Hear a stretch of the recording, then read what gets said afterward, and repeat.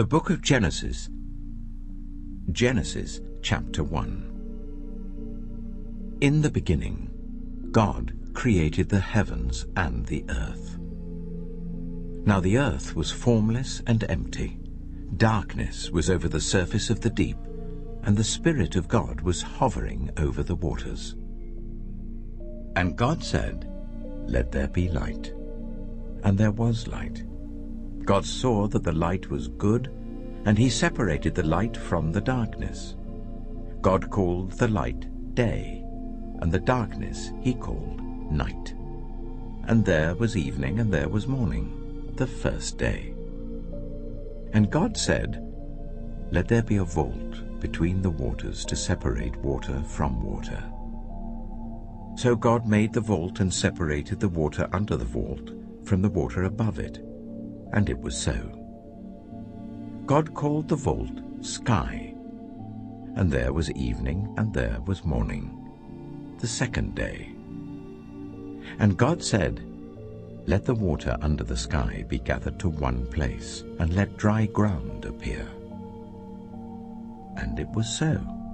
God called the dry ground land, and the gathered waters he called seas. And God saw that it was good.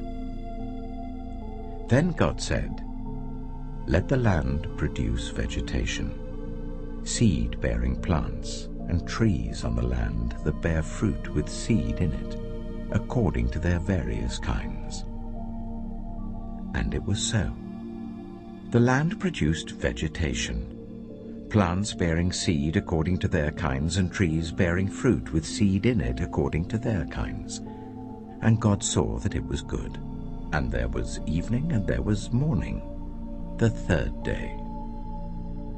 And God said, "Let there be lights in the vault of the sky, to separate the day from the night, and let them serve as signs to mark sacred times and days and years. And let them be lights in the vault of the sky to give light on the earth." And it was so. God made two great lights, the greater light to govern the day, and the lesser light to govern the night. He also made the stars. God set them in the vault of the sky to give light on the earth, to govern the day and the night, and to separate light from darkness.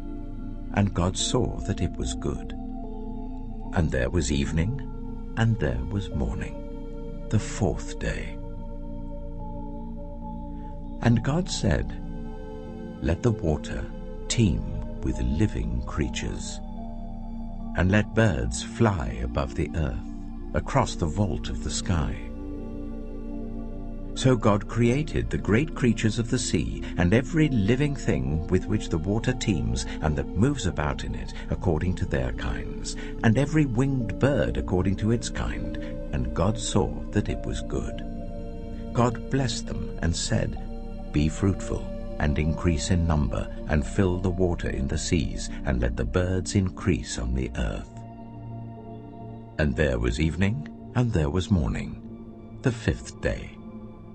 And God said, "Let the land produce living creatures according to their kinds, the livestock, the creatures that move along the ground, and the wild animals, each according to its kind." And it was so.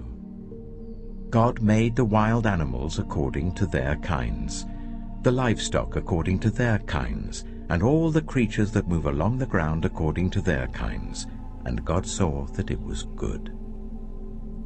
Then God said, "Let us make mankind in our image, in our likeness, so that they may rule over the fish in the sea and the birds in the sky, over the livestock and all the wild animals, and over all the creatures that move along the ground."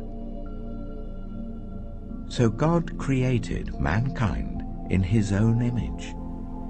In the image of God he created them, male and female he created them.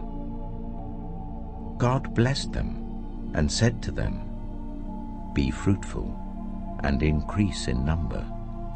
Fill the earth and subdue it.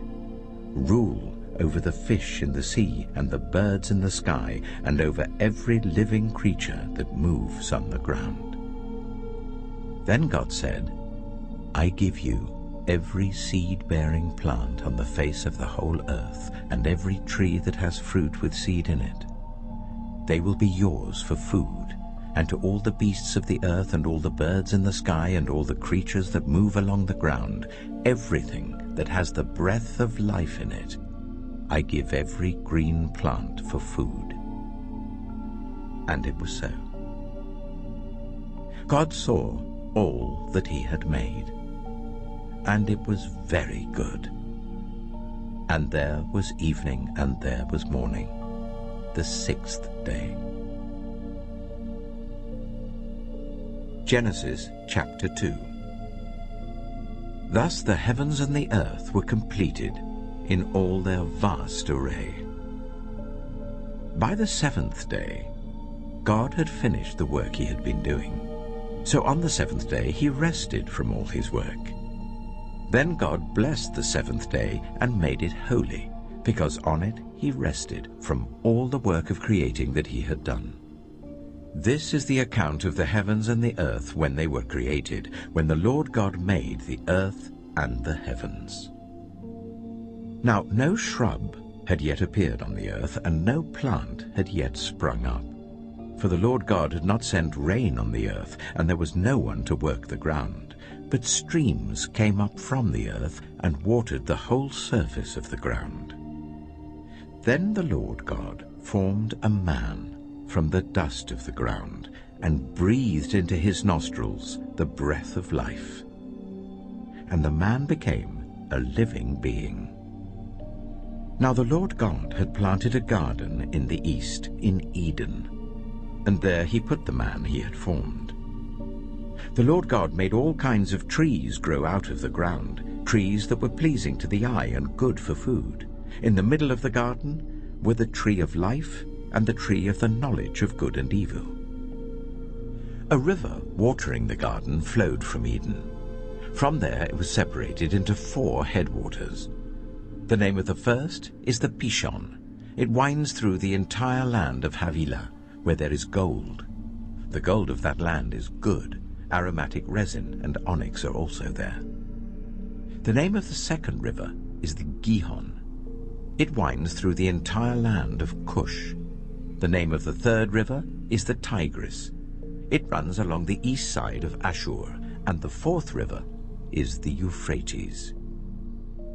The Lord God took the man and put him in the Garden of Eden to work it and take care of it. And the Lord God commanded the man, "You are free to eat from any tree in the garden, but you must not eat from the tree of the knowledge of good and evil, for when you eat from it, you will certainly die." The Lord God said, "It is not good for the man to be alone. I will make a helper suitable for him." Now the Lord God had formed out of the ground all the wild animals and all the birds in the sky. He brought them to the man to see what he would name them, and whatever the man called each living creature, that was its name. So the man gave names to all the livestock, the birds in the sky, and all the wild animals. But for Adam no suitable helper was found. So the Lord God caused the man to fall into a deep sleep. And while he was sleeping, he took one of the man's ribs and then closed up the place with flesh. Then the Lord God made a woman from the rib he had taken out of the man, and he brought her to the man. The man said, "This is now bone of my bones and flesh of my flesh. She shall be called woman, for she was taken out of man." That is why a man leaves his father and mother and is united to his wife, and they become one flesh. Adam and his wife were both naked, and they felt no shame. Genesis chapter 3. Now the snake was more crafty than any of the wild animals the Lord God had made. He said to the woman, "Did God really say, You must not eat from any tree in the garden?" The woman said to the snake, "We may eat fruit from the trees in the garden, but God did say, 'You must not eat fruit from the tree that is in the middle of the garden, and you must not touch it, or you will die.'" "You will not certainly die," the snake said to the woman, "for God knows that when you eat from it, your eyes will be opened, and you will be like God, knowing good and evil." When the woman saw that the fruit of the tree was good for food and pleasing to the eye, and also desirable for gaining wisdom, she took some and ate it. She also gave some to her husband who was with her, and he ate it. Then the eyes of both of them were opened, and they realized they were naked. So they sewed fig leaves together and made coverings for themselves. Then the man and his wife heard the sound of the Lord God as he was walking in the garden in the cool of the day. And they hid from the Lord God among the trees of the garden. But the Lord God called to the man, "Where are you?" He answered, "I heard you in the garden, and I was afraid because I was naked, so I hid." And he said, "Who told you that you were naked? Have you eaten from the tree that I commanded you not to eat from?" The man said, "The woman you put here with me, she gave me some fruit from the tree, and I ate it." Then the Lord God said to the woman, "What is this you have done?" The woman said, "The snake deceived me, and I ate." So the Lord God said to the snake, "Because you have done this, cursed are you above all livestock and all wild animals. You will crawl on your belly, and you will eat dust all the days of your life. And I will put enmity between you and the woman, and between your offspring and hers. He will crush your head, and you will strike his heel." To the woman he said, "I will make your pains in childbearing very severe. With painful labor you will give birth to children. Your desire will be for your husband, and he will rule over you." To Adam he said, "Because you listened to your wife and ate fruit from the tree about which I commanded you, you must not eat from it. Cursed is the ground because of you. Through painful toil you will eat food from it all the days of your life. It will produce thorns and thistles for you, and you will eat the plants of the field. By the sweat of your brow you will eat your food, until you return to the ground, since from it you were taken. For dust you are, and to dust you will return." Adam named his wife Eve, because she would become the mother of all the living. The Lord God made garments of skin for Adam and his wife, and clothed them. And the Lord God said, "The man has now become like one of us, knowing good and evil. He must not be allowed to reach out his hand and take also from the tree of life and eat, and live forever." So the Lord God banished him from the Garden of Eden to work the ground from which he had been taken. After he drove the man out, he placed on the east side of the Garden of Eden cherubim and a flaming sword flashing back and forth to guard the way to the tree of life. Genesis chapter 4. Adam made love to his wife Eve, and she became pregnant and gave birth to Cain. She said, "With the help of the Lord I have brought forth a man." Later she gave birth to his brother Abel. Now Abel kept flocks, and Cain worked the soil.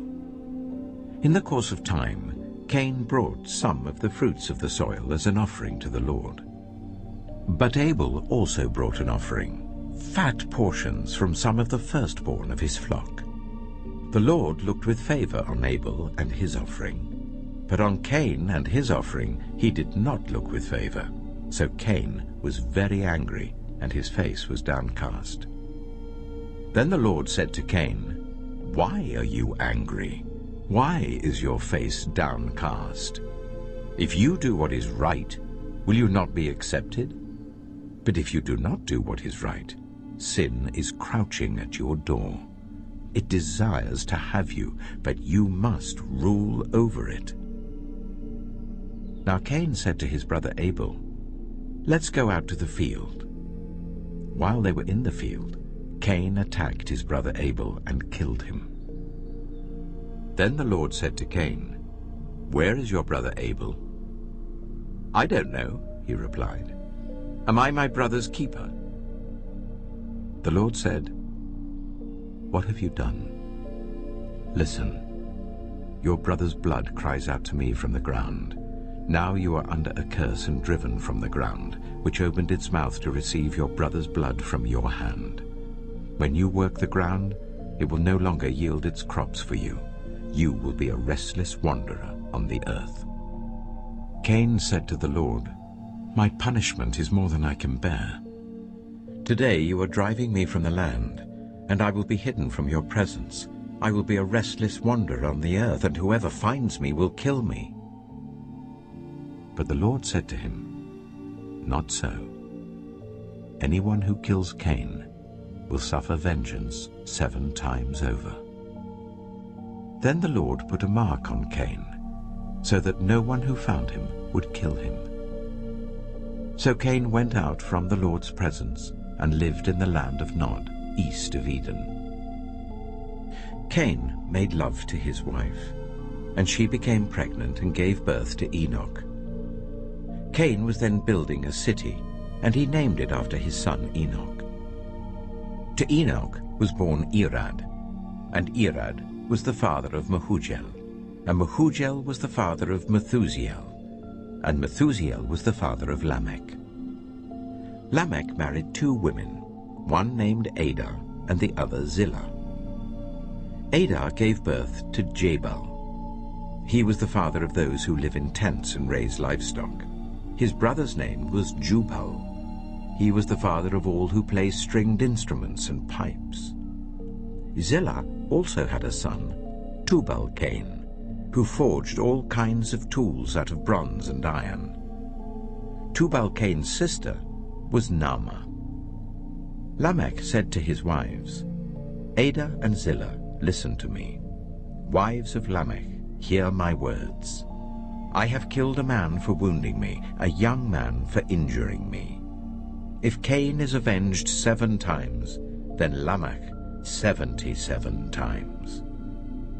Adam made love to his wife again, and she gave birth to a son and named him Seth, saying, "God has granted me another child in place of Abel, since Cain killed him."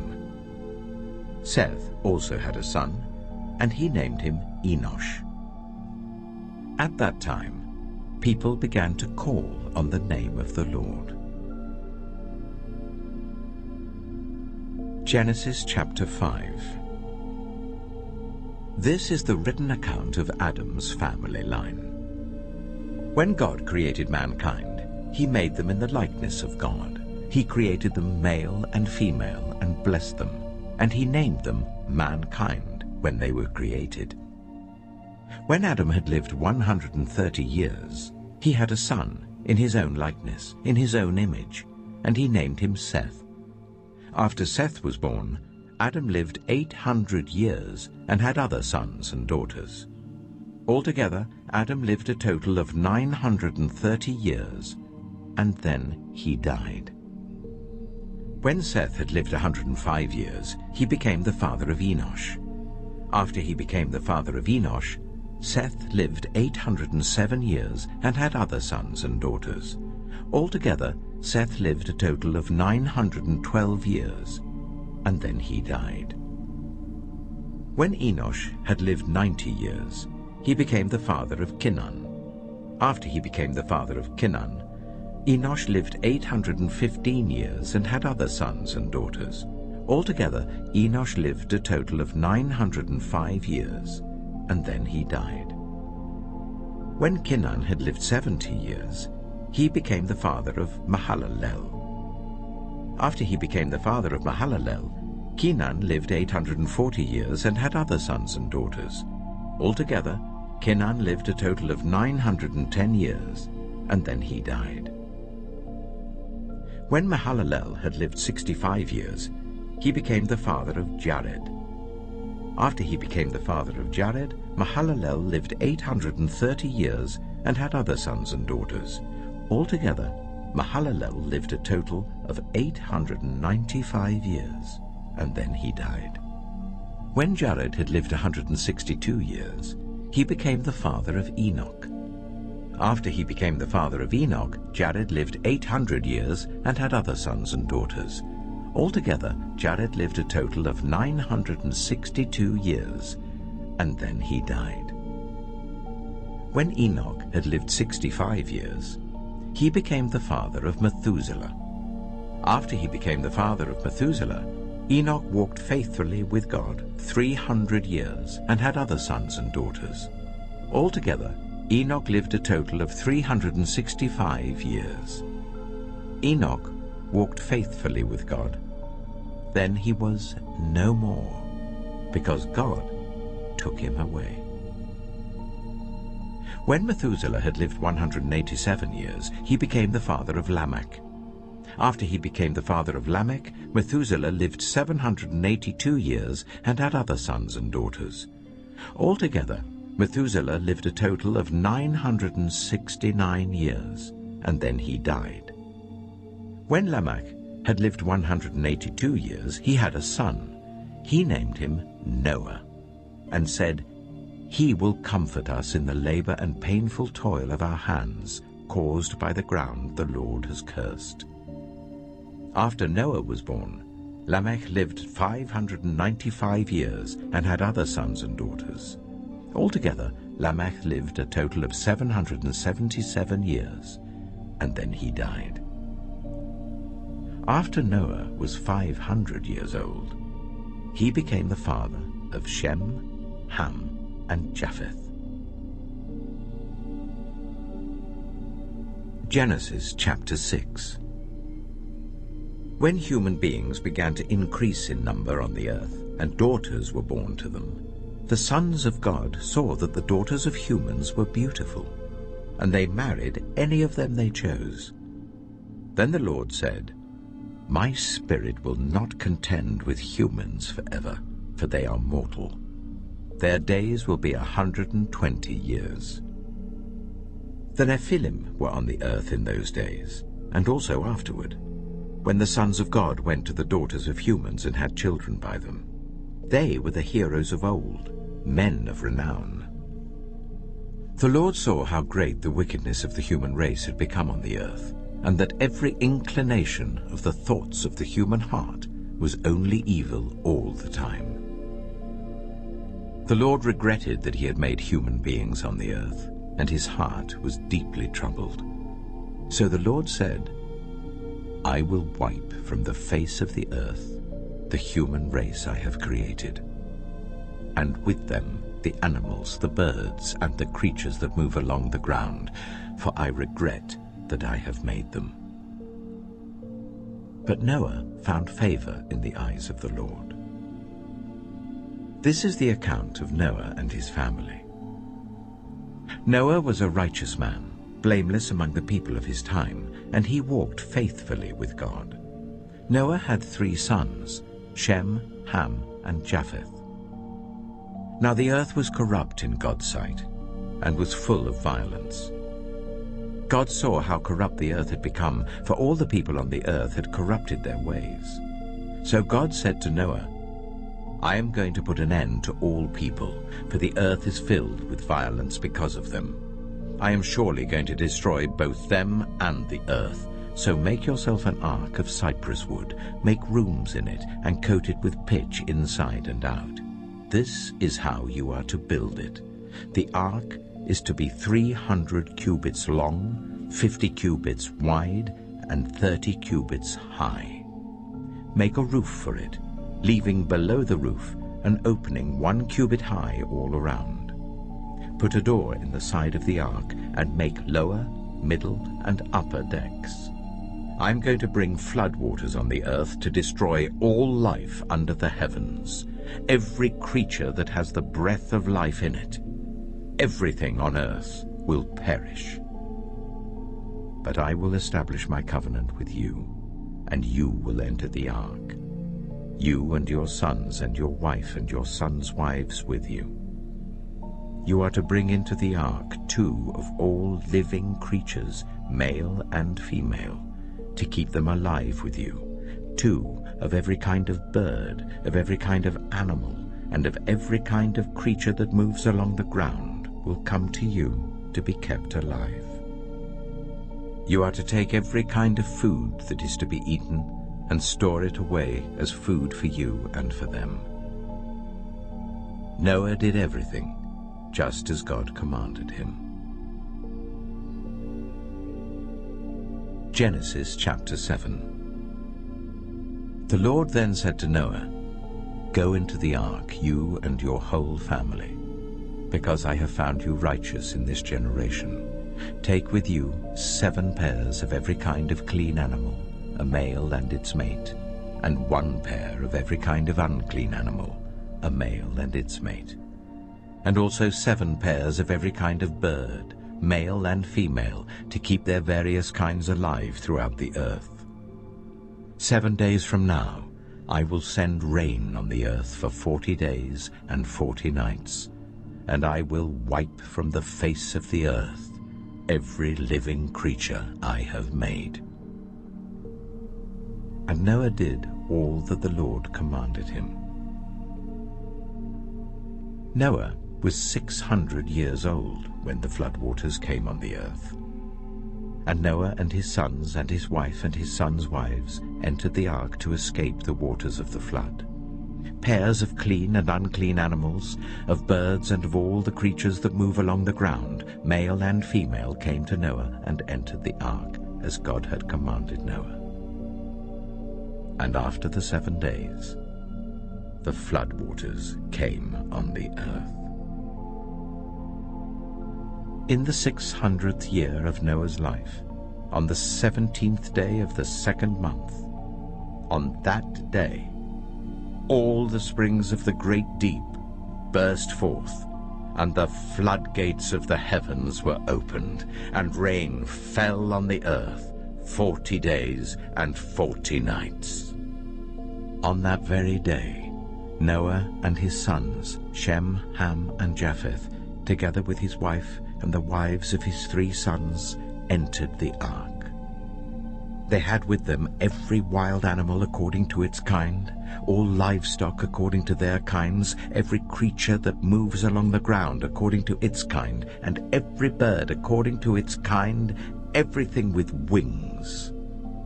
Pairs of all creatures that have the breath of life in them came to Noah and entered the ark. The animals going in were male and female of every living thing, as God had commanded Noah. Then the Lord shut him in. For 40 days the flood kept coming on the earth. And as the waters increased, they lifted the ark high above the earth. The waters rose and increased greatly on the earth, and the ark floated on the surface of the water. They rose greatly on the earth, and all the high mountains under the entire heavens were covered. The waters rose and covered the mountains to a depth of more than 15 cubits. Every living thing that moved on land perished. Birds, livestock, wild animals, all the creatures that swarm over the earth, and all mankind. Everything on dry land that had the breath of life in its nostrils died. Every living thing on the face of the earth was wiped out, people and animals and the creatures that move along the ground, and the birds were wiped from the earth. Only Noah was left, and those with him in the ark. The waters flooded the earth for 150 days.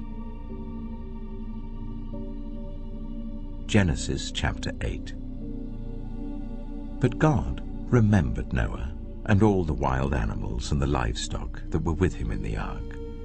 And he sent a wind over the earth, and the waters receded. Now the springs of the deep and the floodgates of the heavens had been closed, and the rain had stopped falling from the sky. The water receded steadily from the earth. At the end of the 150 days, the water had gone down. And on the 17th day of the 7th month, the ark came to rest on the mountains of Ararat.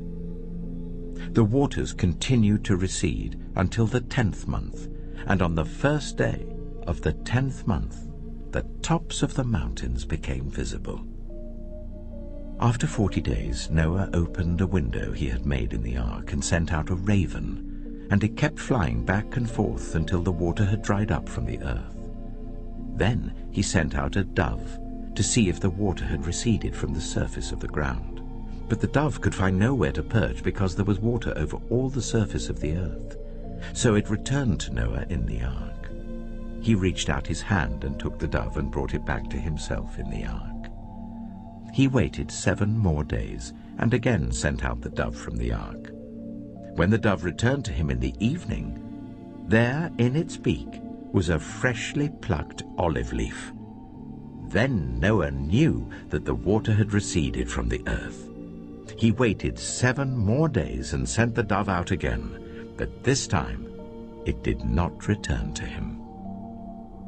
By the first day of the 1st month of Noah's 601st year, the water had dried up from the earth. Noah then removed the covering from the ark and saw that the surface of the ground was dry. By the 27th day of the 2nd month, the earth was completely dry. Then God said to Noah, "Come out of the ark, you and your wife and your sons and their wives. Bring out every kind of living creature that is with you, the birds, the animals, and all the creatures that move along the ground, so they can multiply on the earth and be fruitful and increase in number on it." So Noah came out, together with his sons and his wife and his sons' wives. All the animals and all the creatures that move along the ground and all the birds, everything that moves on land, came out of the ark, one kind after another. Then Noah built an altar to the Lord, and taking some of all the clean animals and clean birds, he sacrificed burnt offerings on it. The Lord smelled the pleasing aroma and said in his heart, "Never again will I curse the ground because of humans, even though every inclination of the human heart is evil from childhood.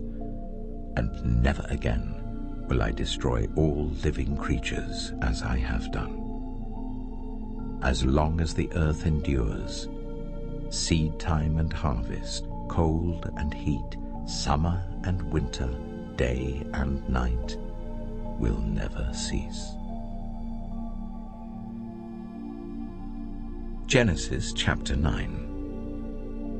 Then God blessed Noah and his sons, saying to them, "Be fruitful and increase in number and fill the earth. The fear and dread of you will fall on all the beasts of the earth and on all the birds in the sky, on every creature that moves along the ground and on all the fish in the sea. They are given into your hands. Everything that lives and moves about will be food for you. Just as I gave you the green plants, I now give you everything. But you must not eat meat that has its lifeblood still in it. And for your lifeblood I will surely demand an accounting. I will demand an accounting from every animal, and from each human being too I will demand an accounting for the life of another human being. Whoever sheds human blood by humans shall their blood be shed. For in the image of God has God made mankind.